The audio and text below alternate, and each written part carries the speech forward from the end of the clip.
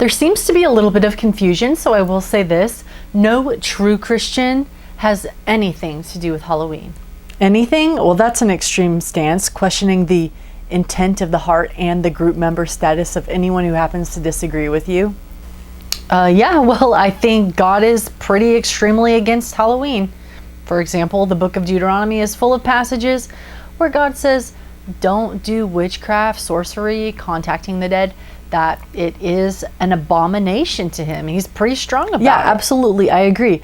I've read that passage and many others like it that tell the children of Israel they're not supposed to have anything to do with the pagan worship practices of the surrounding people groups. So no sorcery or divination, no witchcraft, no necromancy, which means trying to contact the dead. Christians shouldn't have anything to do with that. Now, are there some people in the U.S. trying to do that? Yes, I'm sure there are. Absolutely. There are people all over the world doing that on Halloween and any other day.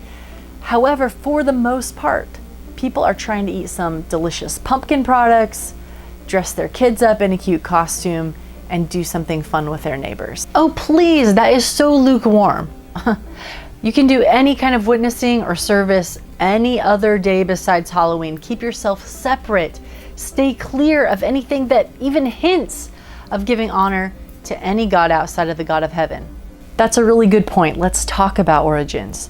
Because even though we could probably trace some of our Halloween traditions back to pagan rituals, the majority of it is more officially connected with Catholicism and the celebration of All Saints or All Hallows. Let's just say for argument's sake that every single ritual had its origins in pagan tradition and that all of those traditions were decidedly anti-Christian. If we did that, origins is still not a good reason to demonize how people are participating in Halloween now.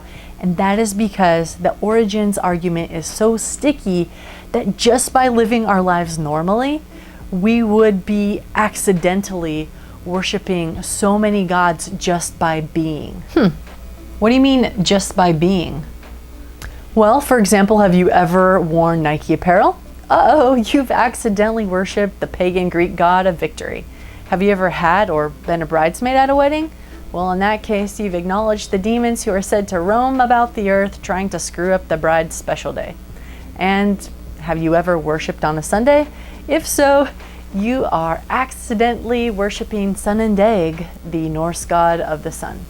So you can see how untenable it is to say that just because something has its origins in pagan worship, that you are participating in it. It's just not how it works. You see, chances are that at some point in Earth's history, a group of pagans did something before a group of Christians or even a group of Jews got to do it. And those things are not necessarily wrong just because someone else had a tradition before we did.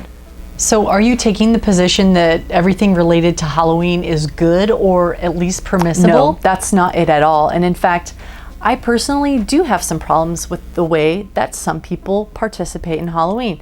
However, when Christians say things like, no true Christian should participate in Halloween, period, it's really alienating. It alienates people who've got no idea about the background of Halloween, and it alienates Christians who feel called to love and serve physically or spiritually on October 31st. It's rude and divisive. And nobody owns October 31st. The pagans don't own it. The Catholic Church doesn't own it. Martin Luther doesn't own it. Satan's minions don't own it. The Creator God of heaven owns October 31st. And if he's calling somebody to serve or love in a different way, it's time that we acknowledge that. I'm not personally convinced. I do think Halloween can be problematic for some. I've acknowledged that.